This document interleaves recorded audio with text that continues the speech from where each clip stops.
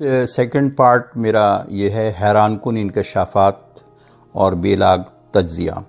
Number 1, breakup of India या India टूटा और पाकिस्तान की क्रिएशन हुई, इसकी सबसे बड़ी वजह कैबिनेट प्लान का रिजेक्ट कर देना और वो मोहम्मद अली जिन्ना ने स्ट्रॉन्ग सेंटर जो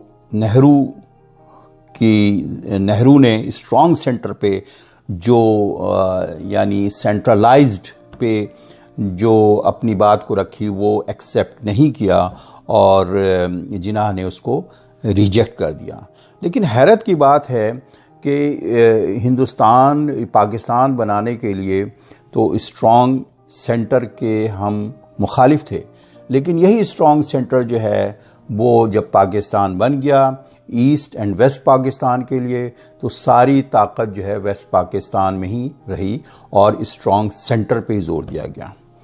अब हम आते हैं दूसरी बात, जो डॉक्टर याकूब बंगश जो हिस्टोरियन हैं ऑफ मॉडर्न साउथ एशिया के, और वो ये लिखते हैं कि as per Nehru report Muslim population जो उस वक्त थी वो 24.6% थी और जिन्ना डिमांड जो कर रहे थे रिप्रेजेंटेशन वो 33.3%।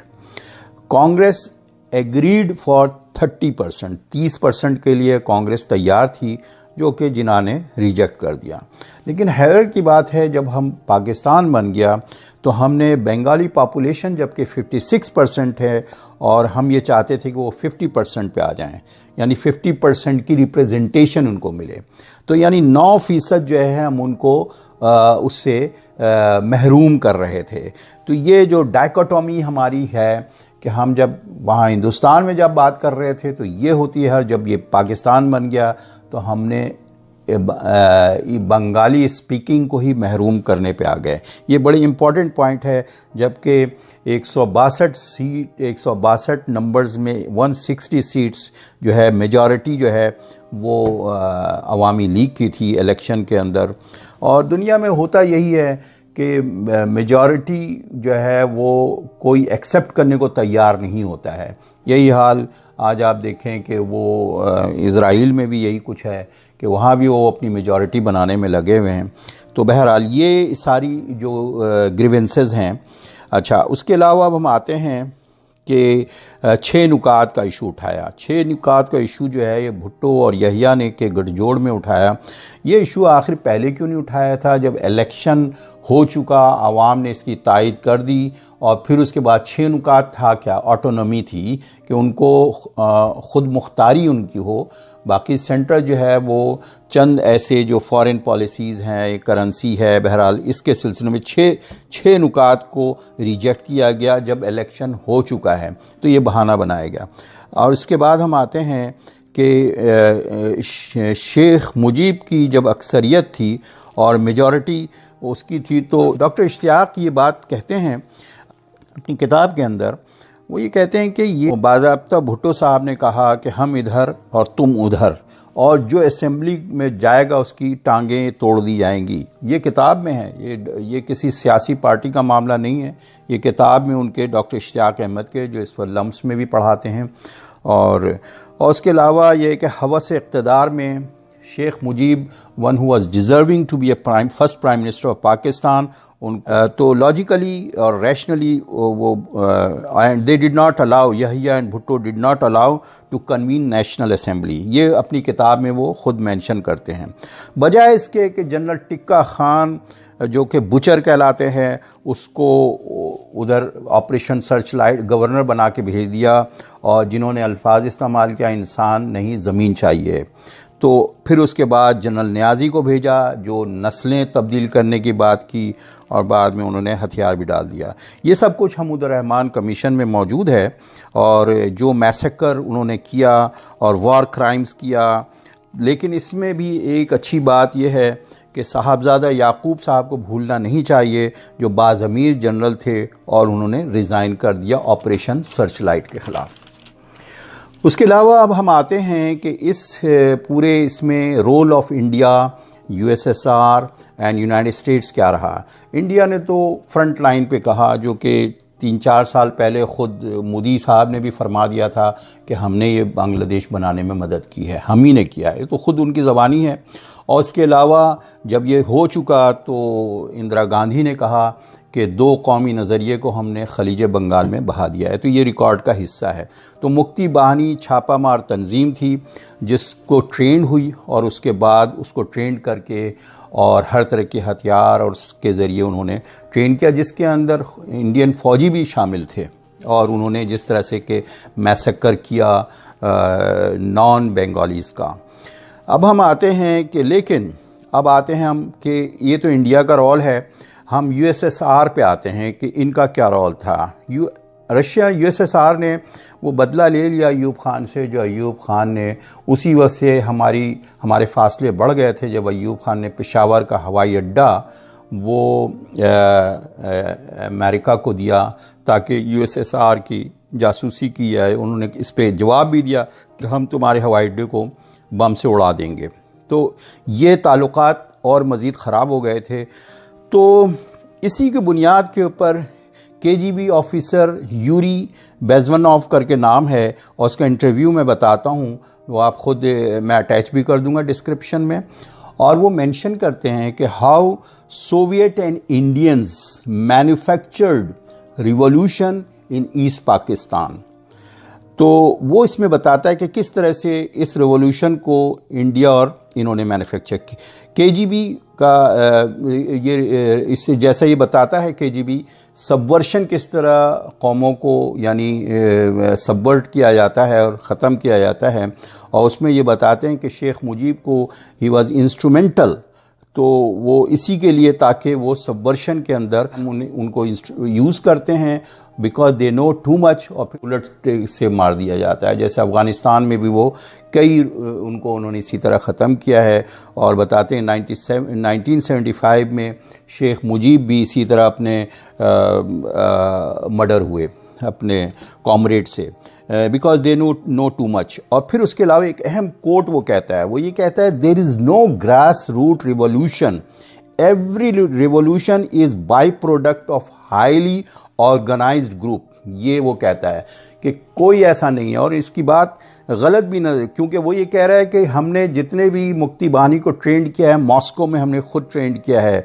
और फिर उसके बाद जो बॉर्डर क्रॉस करते थे इंडिया से जितने भी लड़के इसके लिए, तो उसमें CIA भी होती थी और KGB भी होती थी और इंडियन इंटेलिजेंस भी होती थी, जो अपने सर यानी मोड़ लिया करते थे, देखते नहीं थे और वो ये सब कुछ हो रहा होता है। तो वो यानी उसके कहने का ये मतलब है कि अब आप इसकी मिसाल ले लें कि आखिर ईस्ट तैमूर कैसे आज़ाद हो गया। और इसी तरह क्योंकि क्रिश्चियन ज़्यादा था वहाँ, आबादी जो थी उनके लिए, लेकिन आज फ़लस्तीन को आप देख लें या आप इसको कश्मीर को देखें, कब से वहाँ रिवॉल्यूशन आ रहा है लेकिन वो नहीं हुआ। तो ये कहते हैं जब तक कि हाईली ऑर्गेनाइज्ड ग्रुप नहीं होता है ये कोई भी ऐसा रिवॉल्यूशन नहीं आ सकता। अरब स्प्रिंग को देख लें या इसके अलावा आप लीबिया को देख लें, तो ये दिस इज़ अ फैक्ट कि रेजिमेंट्स इतनी थी कि ग्राउंड पे ये सब कुछ शेख मुजीब थे, लेकिन हाईली ऑर्गेनाइज्ड ग्रुप के बगैर ये रिज़ल्ट मेटेरियलाइज नहीं हो सकता। ये आपका रिवॉल्यूशन जब तक कि कोई हाईली ऑर्गेनाइज्ड ग्रुप ना हो। तो इसी तरह रिचर्ड निक्सन को देखें कि जिस वक्त के हम पाकिस्तान की फ़ौजें प्रिजनर ऑफ वॉर बन गई हैं, और यहाँ तो किसी और भी वेस्ट पाकिस्तान में इंदिरा गांधी अपनी फ़ौज को भेज सकती थी, लेकिन रिचर्ड निक्सन ने रोक दिया। तो वो पहले भी रोक सकता था, ये अभी क्यों रोका? तो ये सब कुछ में उनका भी हिस्सा है और उन्होंने भी थपकी दी है। और तो इसी तरह से आप देखें कि क्या कहते हैं 7 फ्लीट का मामला रहा कि 7 फ्लीट आ रही है, वो भी एक डिसेप्शन था। अब हम आते हैं कि इनका इनका रोल क्या रहा इस पाकिस्तान के टूटने और बांग्लादेश के बनने में, ये हमने डिस्क्राइब किया। अब हम आते हैं कि शर्मिला बोस, ये भी एक जर्नलिस्ट हैं US की, और उन्होंने इसके ऊपर बाज़ाब्ता उनकी फाइंडिंग्स हैं, उन्होंने सर्वे किया कि ट्रुथ और फैक्ट को जानने के लिए। उनकी किताब है dead recording memories of 1971 Bangladesh war, और उसमें उनकी फाइंडिंग्स में सबसे अहम चीज़ है कि ये जाइजेंटिक र्यूमर है कि 3 मिलियन लोग जो हैं वो बंगाली स्पीकिंग इसके अंदर जो भी है वो इस वॉर में मारे गए हैं और 2 मिलियन इससे रेप हुए हैं एक बड़ी तादाद में। तो ये ऐसा नहीं है।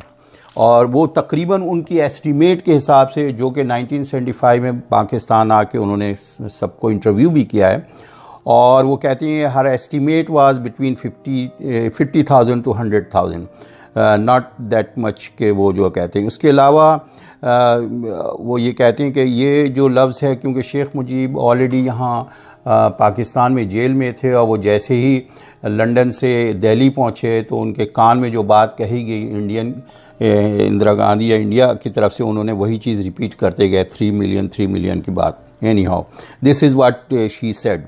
और लेकिन वाई वो ये कहते हैं इस सारी चीज़ों में जो इग्नोर किया गया है, जो मैसेकर नॉन बंगाली को इसको इग्नोर कर दिया गया है, जिसको कि मुक्ति बानी और अवामी लीग ने जिनोफोबिया जैसे उनको हो गया था और उन्होंने काफ़ी कत्लेआम किया है।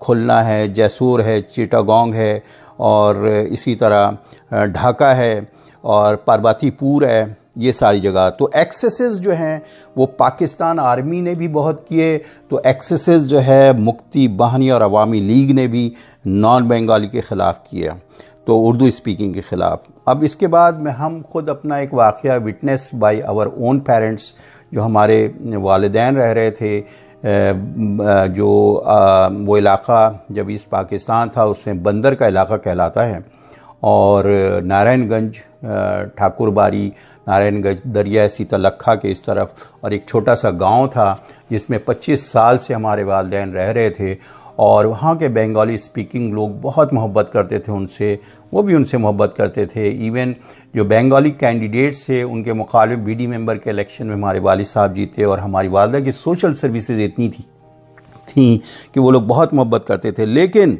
जैसे ही ये सिलसिला शुरू हुआ तो जो वॉर लाइक सिचुएशन जब वहाँ होना शुरू हो गई, तो वहाँ जितने उर्दू स्पीकिंग लोग थे उनका मास ग्रेव्स बन गया। ये मेरी वालिदा ने बताया। उनकी जान, हमारे वालिद साहब की जान, बंगाली ही साहब थे जिन्होंने, किश्ती चलाने वाले बंगाली थे, तो उन्होंने चलाना छोड़ दिया था। एक बच्चे ने क्रॉस कराया और वो किसी तरह उनको उनकी सोशल सर्विसेज की वजह कर उनकी जान बच गई, वरना वहाँ जितने उर्दू स्पीकिंग थे उनका मास ग्रेव्स बन गया। ये तो उनकी ज़बानी हमने सुना है। हमारी वालिदैन जब यहाँ आए हैं तो उन्होंने बताया बहुत अफसोसनाक वाक़या हुआ, जबकि वो आज भी वहाँ लोग बहुत मोहब्बत करते हैं उनसे।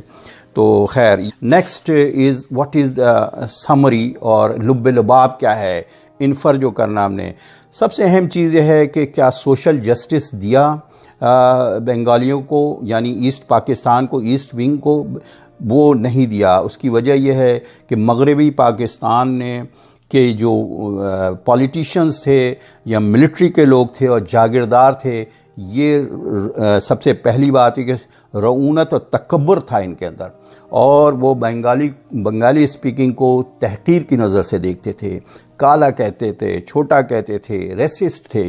ये सोशल जस्टिस तक नहीं मिला इस वेस्ट विंग से, मगरबी पाकिस्तान से जो हुकूमत कर रहे थे।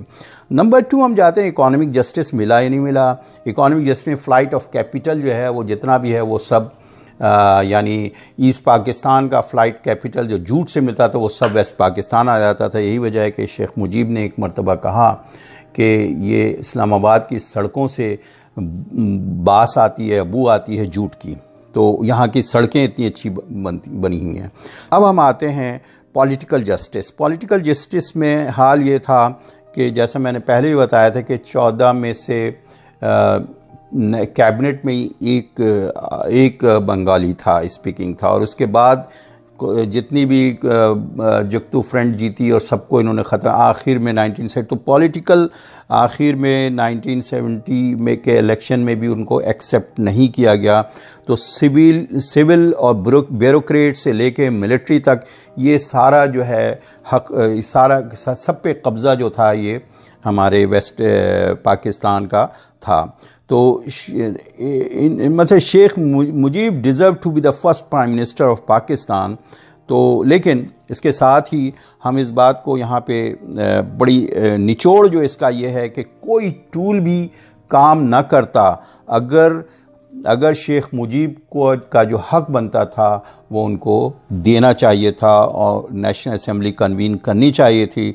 और हिंदुस्तान का कोई भी हिंदुस्तान हो या यूएसएसआर हो, तो ये कोई चीज़ उनकी वर्क नहीं करती, कोई टूल उनका काम नहीं आता हिंदुस्तान का, अगर हमने हक दिया होता, अगर पाकिस्तान ने शेख मुजीब को हक दिया होता तो ये आज जो इतना कत्लेआम हुआ, इतना बड़ा सानहा पेश आया, ये सब कुछ ना होता अगर पाकिस्तान ने उनका हक दिया होता शेख मुजीब को।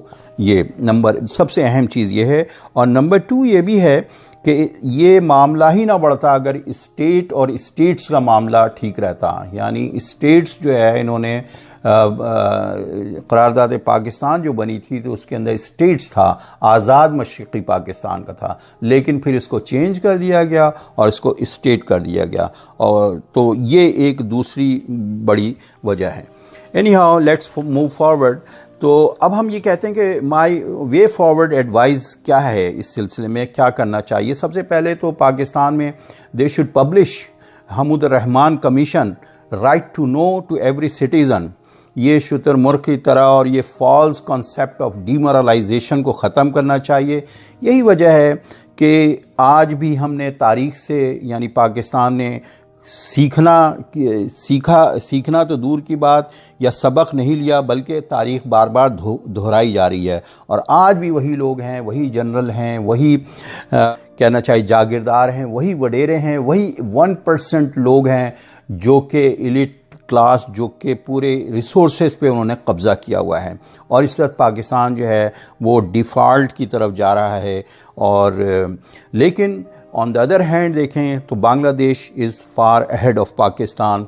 उन्होंने काफ़ी तरक्की किया और उसकी वजह यही है, there is no military involvement, जो कि हमूदुर रहमान कमीशन का निचोड़ है। लेकिन अफसोस है कि हमूदुर रहमान कमीशन में जिनका कोर्ट मार्शल करना चाहिए था, गवर्नर जनरल ग़ुलाम उमर भी थे और भी थे। जनरल ग़ुलाम उमर के बेटे इस वक्त असद उमर हों, ज़ुबैर उमर हों, ये सारे हुक्मरान हैं। ये तो एक पीटीआई में है, एक नून लीग में है। अयूब खान का बेटा नवासा उमर अयूब है, तो वो और फिर इधर जागीरदार और वडेरे, तो बिल्कुल कोई फ़र्क नहीं आया, बल्कि और डिक्लाइन हुआ है। अच्छा, तीसरी बात यह है, अब हम एक और बात इसमें वे फॉरवर्ड में, कि हमें तालीमी निसाब में आज तक ये तारीख़ बच्चों को नहीं बताई जाती है कि ईस्ट पाकिस्तान कैसे अलहदा हुआ, और हमने इसको छुपा के रखा हुआ है, ना इसको हमने सही आज तक तारीख़ बताई है जिससे हम कुछ सबक हासिल करते। और दानिश्वरों ने, अदीब ने बड़े अफसाने लिखे जब पाकिस्तान बना और हिंदुस्तान टूटा, लेकिन इतना कुछ हो गया, इतना बड़ा कत्लेआम हुआ, उसके मुतालिक किसी दानिश्वर आदिब को तौफीक नहीं होती है कि कोई इसके ऊपर कुछ लिखते, वो साइलेंट हैं। तो अब चाहिए कि ट्रुथ एंड रिकन्सिलिएशन कमीशन बनना चाहिए था, जिससे यहाँ की पाकिस्तान की रियासत कह लें, या जो एक्सेसेस हुए हैं जिधर से हुए हैं, चाहे वो बंगाली हों चाहे वो नॉन बंगाली हों, जो मैसेकर हुआ है, जो जेनोसाइड हुआ है, इनजस्टिसेस, उस पर माफ़ी मांगें। ये एक चीज़ है। उसके अलावा हम ये कहते हैं, why no repatriation of Bihari जो कि इस वक्त के कहना चाहिए कि इस वक्त कैंप में हैं, रिफ्यूजी कैंप में हैं, 4 लाख तकरीबन कहते हैं वहाँ है, जिन्होंने 1971 में जिस तरह पाकिस्तानी फ़ौज ने बंगालियों पे वॉर क्राइम्स किए और उन पे जुल्म किया, और फिर जनरल न्याज़ी ने जनरल अरोड़ा के सामने तो हथियार डाल करके मुक्ति बाहिनी और अवामी लीग के गुस्से से और उनके रिएक्शन से बच गए और फिर प्रिजनर ऑफ वॉर हो गए। लेकिन उसका रिएक्शन सब उन लोगों पे आया जो प्रो पाकिस्तान थे, या मतलब है उर्दू स्पीकिंग थे, और वो उनका कत्लेआम हुआ, उनका जेनोसाइड हुआ। लेकिन हमारे उस वक्त के हुक्मरान थे जुल्फ़िकार अली भुट्टो साहब, उन्होंने जो है हफीज़ुद्दीन पीरज़ादा को रशिया भेजा ताकि वो इंडिया को कहे कि प्रिजनर्स ऑफ वॉर से हमें फ़ौजी इधर आएँ, क्योंकि फ़ौजियों की बीवियां हैं या फ़ौजियों की फैमिली थी, पिंडी में रोज़ाना प्रेशर जुलूस की शक्ल में आते और भुट्टो को कहते कि हमारे लोगों को बुलवाया जाए। लेकिन सवाल ये दूसरी तरफ बिहारियों का क्या कसूर था, यानी उर्दू बोलने वालों का जो फ़ौजी ऑपरेशन का रद्द-ए-अमल तो उनके ऊपर आया, जो फ़ौजी ऑपरेशन किया गया बंगालियों के ऊपर, और फिर इतनी बड़ी तादाद में उनका कत्लेआम हुआ, उनका मैसेकर हुआ, और आज 4 लाख बिहारियों की 5 डिकेड से एक ऐसे कैंप में ज़िंदगी गुजार रहे हैं जो कसम पुरसी की ज़िंदगी गुजार रही है और मिज़रेबल लाइफ है, जिसके अंदर हेल्थ हैज़र्ड इन्वायरमेंट है, इनह्यूमन लाइफ है, और जो कि पाकिस्तान की रियासत के ऊपर एक कलंक का टीका है कि प्रो पाकिस्तान स्टांस के ऊपर उनको आज सज़ा भुगतना पड़ रहा है। तो पाकिस्तान से वफ़ा का क्या यही सिला है? अब मैं आता हूँ कुरान की उस आयत के ऊपर कि तिलका उम्मतुन क़द खलत लहा मा कसबत वलकुम मा कसबतुम। बहरहाल ये उम्मत थी गुज़र चुकी, उनके किए का बदला उनको मिलेगा और जो तुम कमाओगे तुम्हें मिलेगा आखिरत में।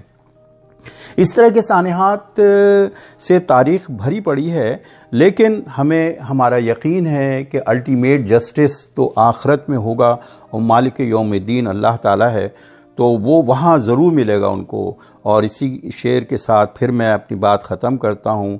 खून के धब्बे धुलेंगे कितनी बरसातों के बाद। और मुझे इजाज़त दें। शुक्रिया।